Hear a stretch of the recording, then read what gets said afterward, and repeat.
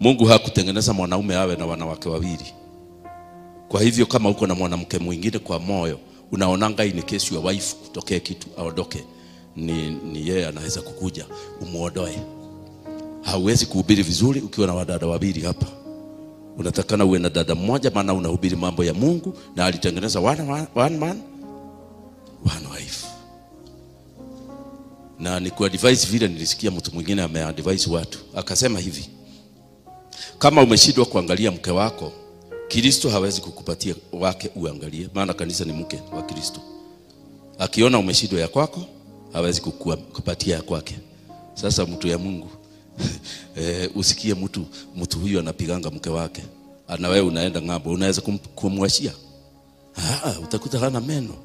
Ndio unaona washirika Mungu anakunyima wengi, maana umeshindwa kuangalia ya kwako. Na wewe mwanamke unasema mwanaume ni shaitani, na kuna wanawake wengine wanasemanga wanaume wote ni maubwa. Mnawasikianga? Sasa kama unasema wanaume ni ubwa, hiyo ubwa hii nilizalia watoto ikaenda, lakini nitahubiri mpaka Kristo akuje. As long as unaona wanaume wakiwa umbwa, na hiyo ubwa ndio Kristo anasema Mrs. wake, wife ya Kristo, Mungu hatakuletea mkewe, maana ulishindwa na kwako. Kama huwezi kuangalia kama mwanamume kamoja, utawezaje wanaume 1000?